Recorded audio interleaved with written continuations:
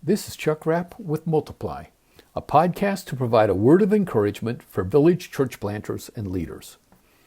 Our topic for 2026 is leadership development, and today I'd like to address the question, what are some characteristics of a good leader? Well, as you might imagine, over the years I've read many books about leadership.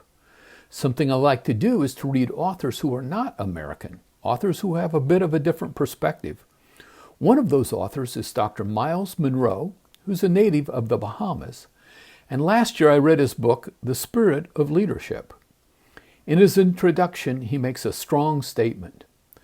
There is no greater need in our 21st century world than effective, competent leadership.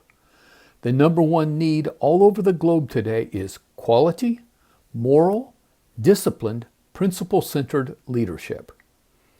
He also makes the observation that true leaders do not seek power, but are driven by a passion to achieve a noble cause. In our context, we have the ultimate noble cause, that of Christ's kingdom.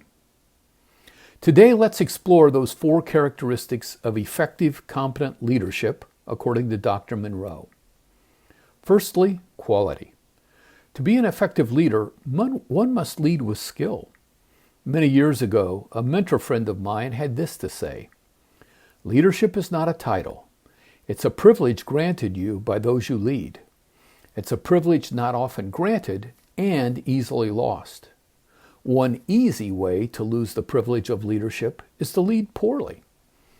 There are many possible causes of this. At the top of the list, in my opinion, would be a leader who is pursuing his or her own benefit rather than the good of the group or the organization.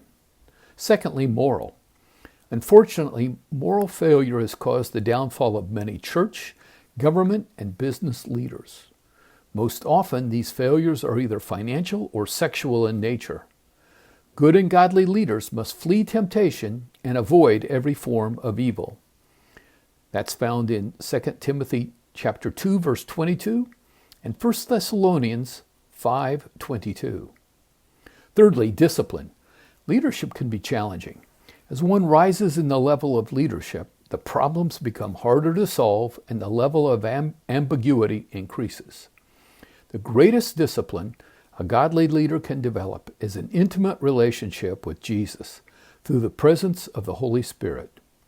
Christ-following leaders have the promise of John chapter 14, verse 26. But the Advocate, the Holy Spirit, whom the Father will send in my name, will teach you all things and will remind you of everything I have said to you. And fourthly, principle-centered. Godly leaders are not swayed by public opinion or others' expectations of them. The foundation of their leadership is biblical principles. This has been a word of encouragement for village church planters and leaders.